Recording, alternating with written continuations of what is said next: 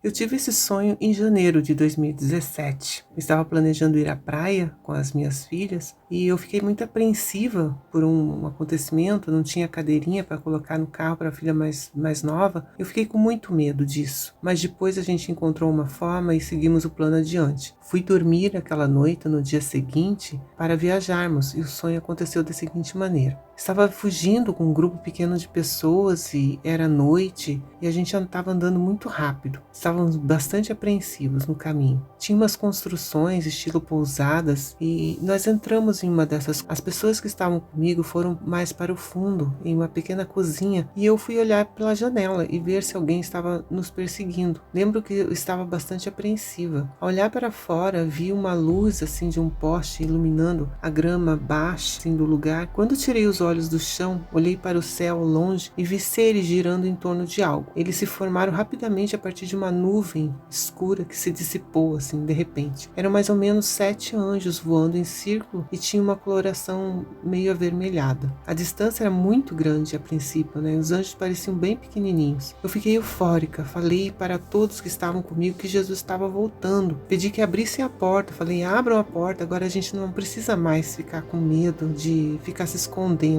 Lembro que quando eu saí, eu olhei para o lado e vi um homem muito bonito. Trajava um terno sofisticado, assim, estava voltando de algum lugar rapidamente. Para se esconder, né? Provavelmente naqueles casebres da presença de Deus e dos anjos que estavam vindos do céu. Olhei novamente para o céu e os anjos estavam se chegando cada vez mais perto e preenchendo todo o céu. A coloração das suas roupas já não estava mais tão avermelhada, e sim mais claras elas ficavam à medida que se aproximavam. Ergui os braços e senti uma alegria indescritível. Comecei a falar que não precisava mais ficar com medo, que não iria mais haver separação, nem morte, nem doença, que todos nós iríamos ser felizes eternamente ao lado do nosso Salvador. Enquanto falava, exultava, os anjos vinham voando em círculo e preenchiam mais e mais o céu até tomar toda a sua extensão. Quando eles se chegaram mais perto de onde nós estávamos, um desses anjos se desprendeu dos demais e veio na minha direção. Eu estava falando e louvando a Deus e vi o anjo descendo sobre mim velozmente, aonde eu estava. A roupa dos anjos já estavam brancas e não podia ver o rosto deles. O anjo estava descendo do céu e chegando cada vez mais perto. Eu louvava com os braços abertos, muito feliz e emocionada. Quando o anjo chegou até mim, eu levei um susto na cama em que eu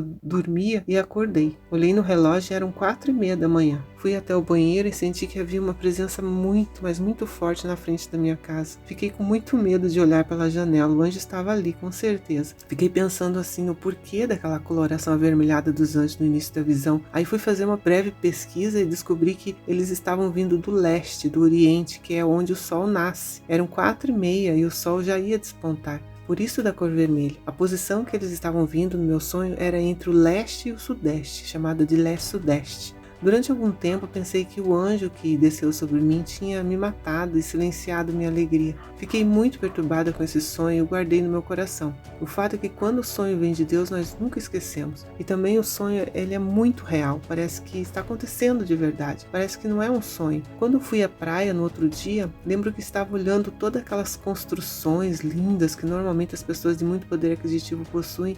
Não me impressionavam mais como antes. Pensei comigo que não existe privilégio maior nesse mundo do que Deus falar conosco. Simples mortais que têm o cuidado e consideração de um Deus que enviou o seu próprio Filho para nos salvar e que está atento aos nossos anseios e medos. Senti que sou uma filha amada de Deus e que Ele está cuidando de mim. Não preciso mais sentir medo do que vai acontecer. Vocês também não. Acredito também que os demais anjos desceram sobre as pessoas que estavam comigo para mostrar para elas as coisas que vão acontecer no futuro de cada uma delas, assim como o anjo iria me mostrar também. Só que no momento ali, naquele sonho, eu não entendia. A partir desse sonho, esse anjo que desceu sobre mim, ele mostrou para mim várias outras coisas em sonhos. Vou procurar descrever cada um, todos mostrados por esse anjo especial. E sempre era o mesmo que mostrava todas as coisas. E qual o significado desse sonho para nós, não só para mim? Então aparecerá no céu o sinal do Filho do Homem, e todas as tribos da terra se lamentarão, e verão o Filho do Homem vindo sobre as nuvens do céu com poder e grande glória. Está lá em Mateus 24:30.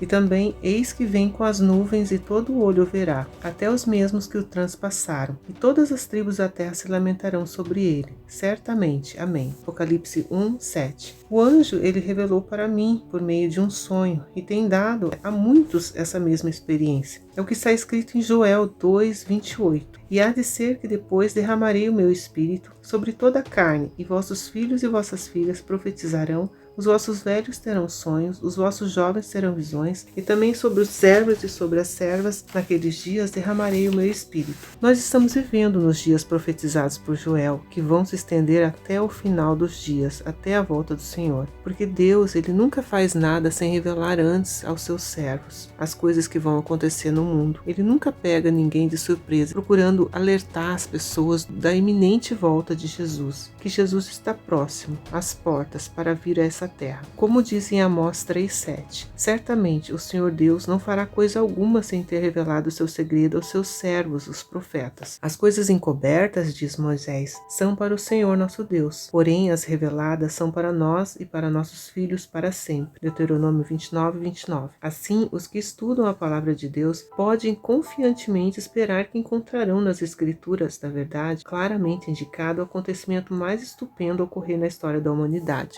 que é a volta do Senhor Jesus a essa terra. Está lá em Um Grande Conflito, capítulo 18. E em 1 Tessalonicenses, Paulo diz: não apagueis o espírito, não desprezeis as profecias, julgai todas as coisas e retende o que é bom. Está lá em 1 Tessalonicenses 5, 19 a 21. Nessa epístola, o apóstolo introduz o assunto da segunda vinda do Senhor. Descreve ele, então, o estado do mundo incrédulo nesse tempo, que estará dizendo: paz e segurança, quando o dia do Senhor estiver para irromper sobre eles, como um ladrão de noite, trazendo-lhes súbita e repentina destruição. Então ele exorta a igreja, em vista dessas coisas, a estar desperta, a ser sóbria e vigiar. Entre as exortações que se seguem, encontram-se as palavras que temos citado: não apagueis o espírito. Alguns poderão pensar que esses 3 versos são completamente desvinculados um do outro, mas eles têm natural conexão na ordem em questão. A pessoa que apaga o espírito será levada a desprezar as profecias, que são legítimo fruto do espírito. Derramarei o meu espírito sobre toda a carne, e vossos filhos e vossas filhas profetizarão. A expressão julgai todas as coisas é limitada ao assunto profecias, e nós devemos provar os espíritos pelos processos que Deus nos tem dado em sua palavra. Enganos espirituais e falsas profecias abundam no presente tempo. É evidente que esse texto tem especial aplicação aqui.